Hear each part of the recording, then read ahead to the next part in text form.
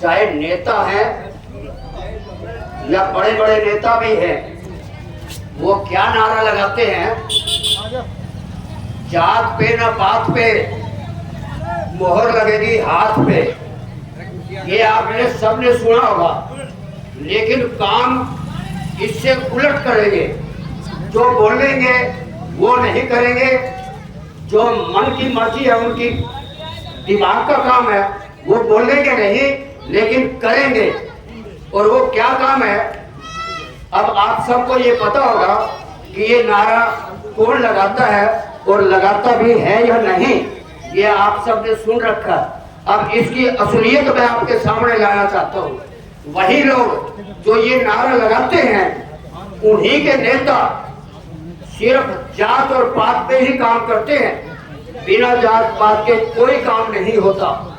उदाहरण के तौर पे मैं आपको बता देना चाहता हूँ, यही पार्टी जब इंदिरा गांधी प्रधानमंत्री थी और बंसीलाल जी हमारे यहाँ के मुख्यमंत्री थे, उन्होंने क्या काम किया था ये आप सबको मालूम है, याद नहीं है, लेकिन मैं आपको याद दिलाना चाहता हूं। ये बात है कि उन दिनों में इंदिरा गांधी ने एक बड़ा पूरे देश में काम किया था। क्या काम किया था शायद आपको अभी भी याद नहीं आया, मैं आपको याद दिला देना चाहता हूं। उन्होंने पूरे देश में, इंडिया में ये काम किया था कि जो भी लोग हैं, चाहे उसके 2 बच्चे हैं या 1 बच्चा है, उनसे ऊपर सबके ऑपरेशन कर दिए जाए।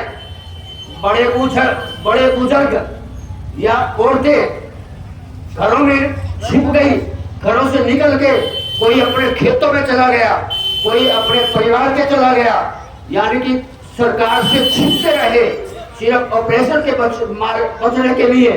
और उन्होंने क्या छोड़ा, जाति के नाम पर क्या किया। किसी भी मुसलमान के, चाहे वो 10 उसके बच्चे हैं, चाहे 20 बच्चे हैं, किसी को हाथ लगाने की इजाजत नहीं थी कि उसका ऑपरेशन कर दिया जाए। ये जात पात का काम था या नहीं था, आपने सोचना है। इनका नारा क्या है और काम क्या है, देख लो। ये आप खुद ने सोचना है। जो आपको ठीक लगे आप अपनी मर्जी से सोचो। ये मैं आपको ये नहीं कह रहा, मैं झूठ नहीं बोल रहा। ये अब आपको सच का भी मालूम पड़ गया होगा, लेकिन किसी को अगर ये बात अभी ध्यान में नहीं आई तो वो अपने बड़े बुजुर्गों से ये बात पूछ सकता है। नंबर 1 ये बात थी।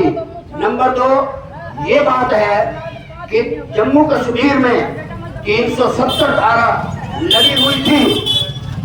70 साल तक कांग्रेस ने राज किया, लेकिन वो 370 नहीं हटी।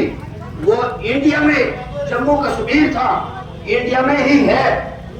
उसके अंदर इंडियन कोई भी जम्मू कश्मीर के सिवा वहां कोई भी जमीन मोल नहीं ले सकता था, लेकिन पाकिस्तान का कोई भी आदमी हमारे जम्मू कश्मीर में आके जमीन खरीद सकता था। ये न्याय था या अन्याय था, ये सोचना आपका काम है। आज मोदी जी ने अगर ये 370 धारा हटा दी है तो उनके दिल में धड़कनें बहुत तेज हुई है। अब भी वो कहते हैं हम 370 को फिर बहाल कर देंगे, 370 को फिर बहाल कर देंगे, यानी कि उग्रवादियों का आना जाना साफ हो जाएगा। पाकिस्तान से जम्मू कश्मीर में आ सकता था, लेकिन इंडिया से कोई नेता भी वहां जाना मुश्किल समझता था, अपने जीवन को जोखिम में डालना नहीं चाहता था और बहुत कम जाते थे। लेकिन सिर्फ मोदी जी के आने से बाद अब कोई भी आम आदमी जम्मू कश्मीर में जा सकता है, रह सकता है।